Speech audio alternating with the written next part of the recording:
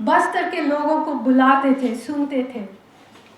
इस कमरे में कितने बार हमने ऑपरेशन ग्रीन हंट के बारे में प्रेस कॉन्फ्रेंस किया।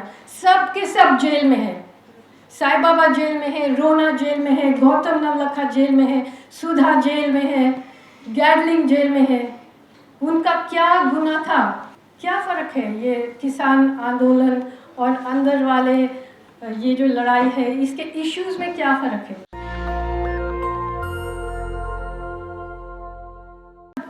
सलवा जुलूम अनाउंस हुआ था, जब ऑपरेशन ग्रीन हंट अनाउंस हुआ था, जब कोई नंदिनी ने बोला जो 600 गांव जलाया गया था, जो औरत लोगों को बलात्कार किया जा रहा था, जब आदिवासी कोई अपने घर में नहीं रह सकते थे, वो जंगल में रहते थे क्योंकि रात को फोर्स आता था, सलवा जुलूम आते थे।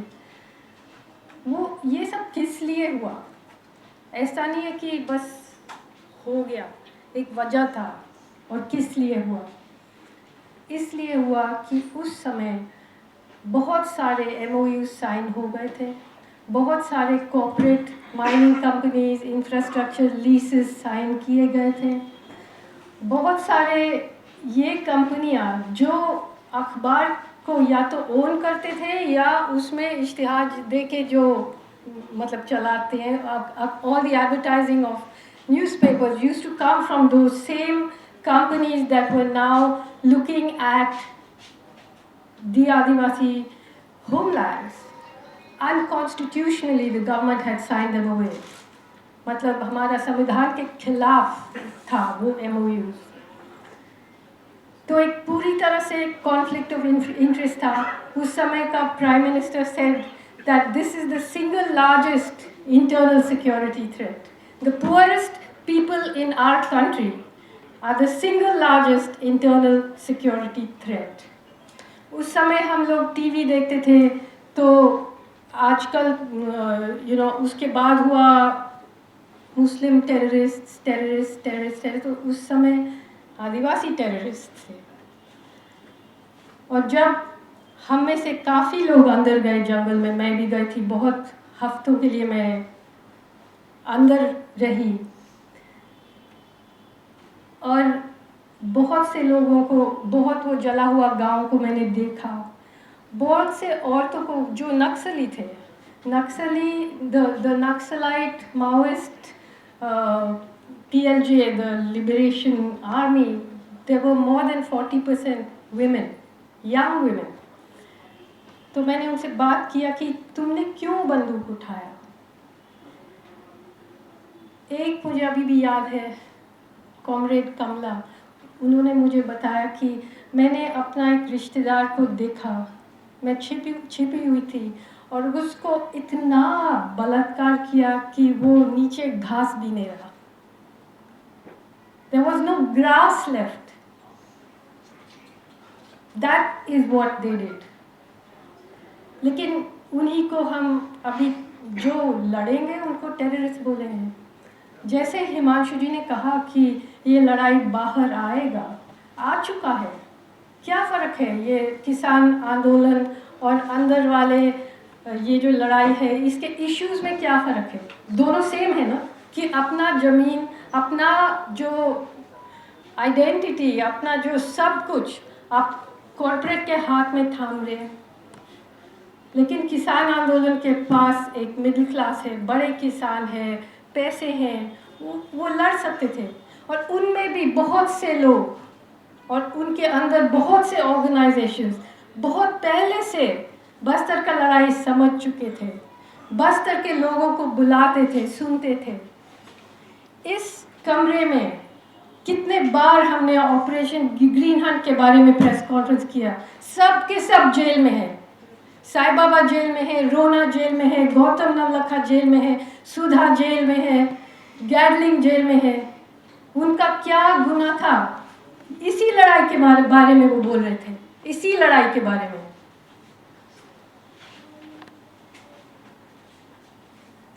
अब कंटेम्प्ट ऑफ कोर्ट या जो हिमांशु जी के ऊपर या तीस्ता के ऊपर जो केस लगाया है, exactly what Nandini said, same thing. Gujarat के बारे में क्या क्या नहीं बोला था उस टाइम सुप्रीम कोर्ट ने। अभी It's a crime to follow the process of law set out by the courts. मतलब 16 साल इसीलिए लगा क्योंकि कोर्ट में इतना टाइम लगता है, वो सब आपके पास है, you have all those provisions. और आप जाकिया जाफरी को कह रहे हैं जिन्होंने अपना she saw her husband being hacked to pieces, or you're saying that you're keeping the pot boiling? What is wrong with this country? मुझे सवाल नहीं पूछना चाहिए, इससे मैं एक सवाल आपसे पूछ रही हूँ कि आप एक संस्था बताइए इन दिस डेमोक्रेसी, एक संस्था बताइए जहाँ पे कोई जाके इंसाफ मांग सकते हैं। कोर्ट जा सकते हैं, पुलिस के पास जा सकते हैं, प्रेस के पास जा सकते हैं, कलेक्टर के पास जा सकते हैं, सारा कानून है, लेकिन it depends on who you are. कानून है, लेकिन आप दलित हैं तो कानून अलग है, आप मुस्लिम हैं तो कानून अलग है, आप औरत हैं तो अलग है, आप गरीब हैं तो अलग है।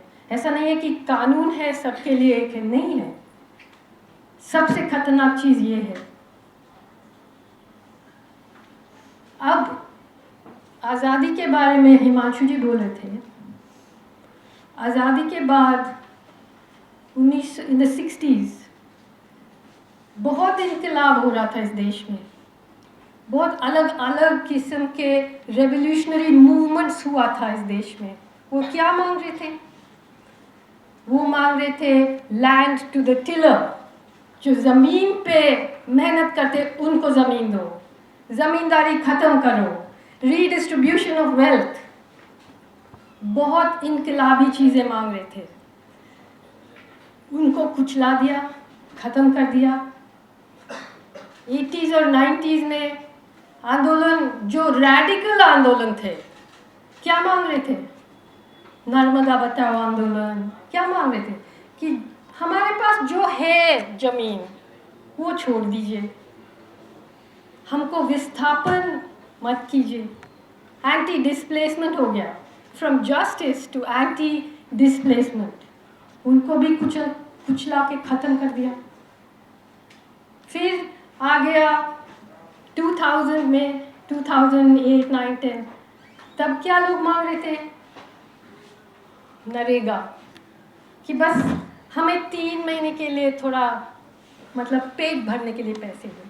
तब कहते कि नहीं, ये बहुत ख़राब बात है, नहीं हो सकता है, नो एम्प्लॉयमेंट गारंटी।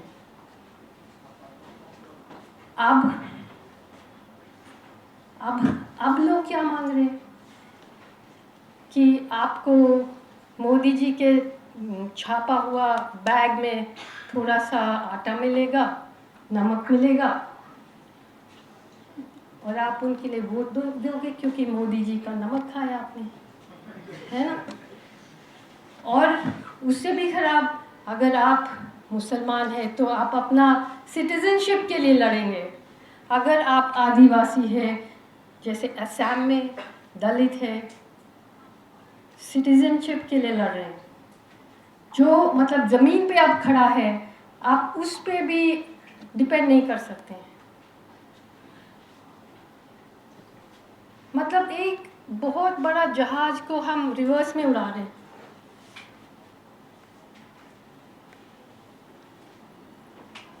कौन सा मतलब अभी इतने सालों में जो हम विपक्षी पॉलिटिकल पार्टीज कहते हैं, जो भी है, कांग्रेस है, शिवसेना है, जो भी पार्टी है, अभी उनका तो बस खरीदारी होती है, ऑक्शन होती है। मतलब ये सर्कस देख के मुझे लगता है कि हमें एक वो जो कॉमेडी में लगाते ना लाफ ट्रैक, ऑटोमेटिक फैक्ट्री वाला जो हंसी है, उसको चिपका के देखना चाहिए न्यूज़ को, क्योंकि there is no political opposition that is not compromised now. There is not at a national level for sure.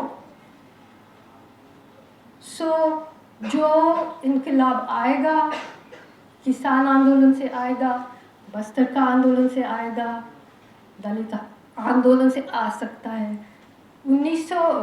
2019 जब इलेक्शन का रिजल्ट आया था, जब बीजेपी छा गया था, उन्होंने दिखाया कि हमें मुसलमान का वोट नहीं चाहिए तब भी मेजॉरिटी जीत सकते हैं। हमने मायावती को हरा दिया, हमने लालू को हरा दिया, हमने मुलायम सिंह का पार्टी को हरा दिया। सब कुछ हमारे पास है।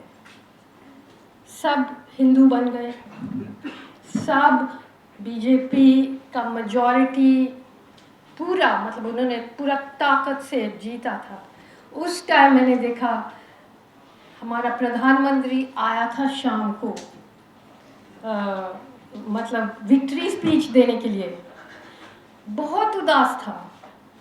हमें समझ में नहीं आया कि सबको आपने हरा दिया, फिर भी आप इतना उदास क्यों हैं।